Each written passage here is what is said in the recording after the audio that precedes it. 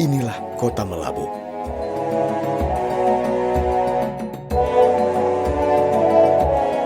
Sebuah kota bersahaja di pesisir barat Aceh.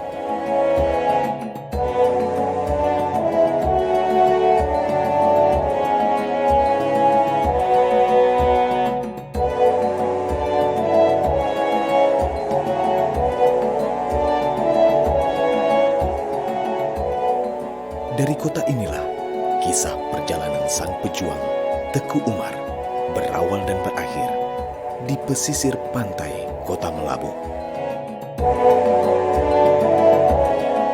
Teku Umar, pemuda dari pantai barat yang kelak digelari Panglima Perang seluruh Aceh, bergelar Teku Johan Pahlawan. Bagaimanakah riwayat hidup Teku Umar dan andilnya pada Perang Aceh tahun 1873 hingga 1904.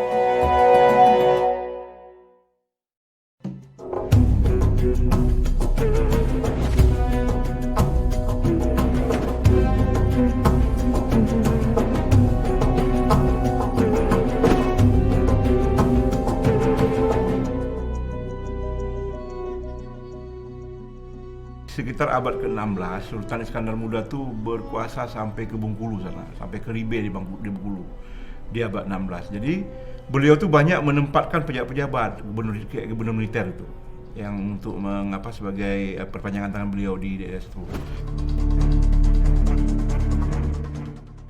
Jadi dikirimlah seorang yang namanya Teku Laksamana Nanta ke daerah Minang. Kemudian Teku Laksamana Nanta ini beranak pinak di daerah Minang. Kemudian pada abad ke-18 terjadi revolusi Padri di sana.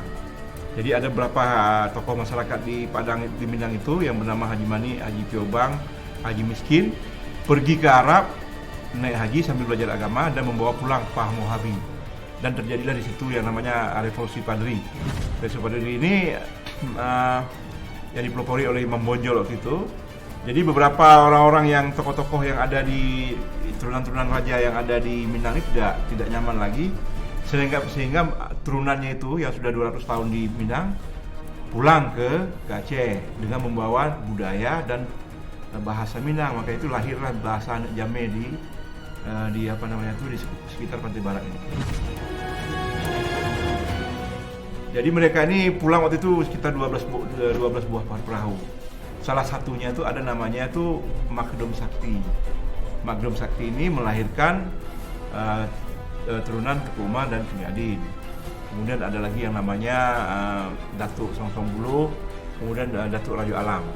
Nah, ini pertama menyangkut tentang siapa beliau sebenarnya.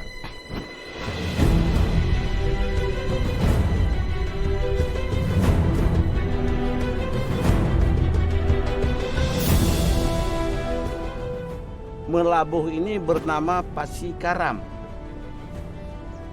Ketika mereka itu sampai di pelabuhan Melabuh, yaitu pelabuhan samudra namanya, salah seorang nakhoda mengatakan, "Ciko kita balabuah." Tersentaklah orang banyak yang menjadi penumpang daripada perahu-perahu itu. Iko kota balabuah.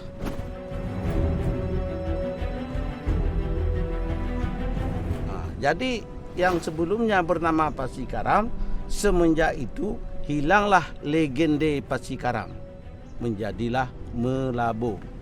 Ada sebelumnya memang sudah ada labuh pukat, labuh ini itu sudah ada kata labuh. Jadi dalam hal itu ketika turun mereka, yang satu rombongan menuju ke ujung Kala Melabuh.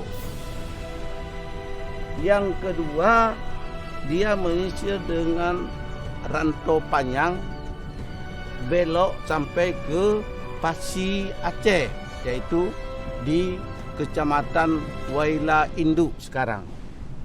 Di sana ada pemukiman itu kebanyakan keturunan daripada Teku Umar.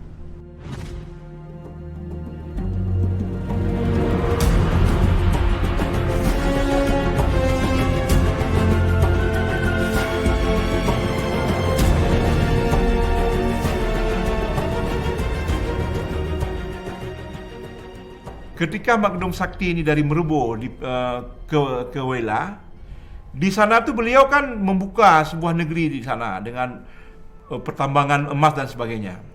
Kemudian oleh Raja Sultan dikirim orang ke beliau untuk bayar upeti. Beliau nggak mau.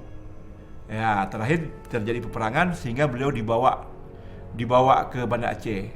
Dalam perjalanan itu beliau dibawa katanya itu sampai disiksa dan sebagainya, tapi tidak mati-mati.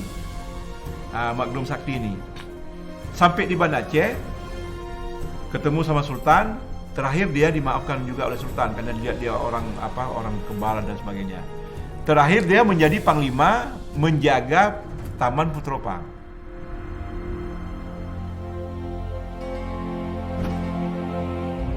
Pada suatu hari, Sultan Aceh ini kan dikelilingi oleh beberapa panglima. Di antaranya ada Panglima Polem, ya kan? Sultan Aceh ini sebenarnya kan wilayahnya boleh dikatakan tidak ada, karena Aceh ini sebenarnya kan daerah federasi. Ya mungkin Sultan hanya berkuasa di daerah-daerah ini, tapi semua pusat sumber kekuasaan itu kan berasal dari Sultan. Suatu hari Panglima Polem ini marah kepada Sultan Aceh, nggak tahu penyebabnya marah, sehingga diblokade. Ketika diblokade itu, sehingga dalam istana itu tidak ada lagi makanan. Jadi keturunan Mak Gedong Sakti inilah menyelinap memasukkan makanan sehingga Sultan dengan pasukannya dapat bangkit kembali. Setelah itulah diserahkan negeri Namukim itu di daerah Lampisang sekarang dengan daerah Merasa, sebagian daerah Merasa. Dulu Lampisang itu bagian dari daerah Merasa.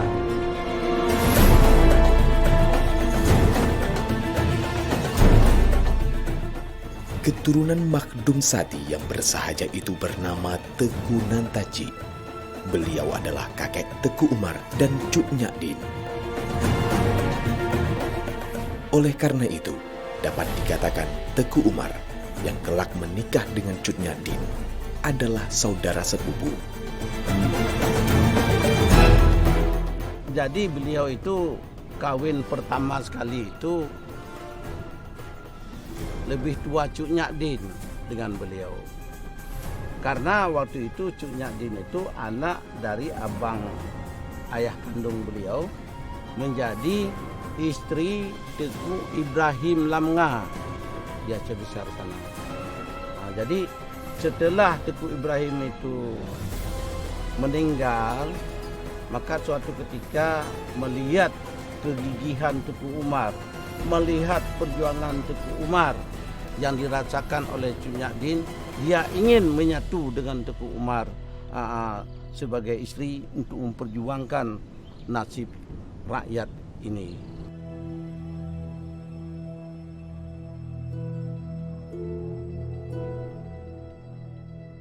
Akhirnya dia kawin. Cut Nyadin itu waktu itu di Lampisang. Aceh Besar. Jadi waktu dengan Teku Ibrahim kan di Lamnga.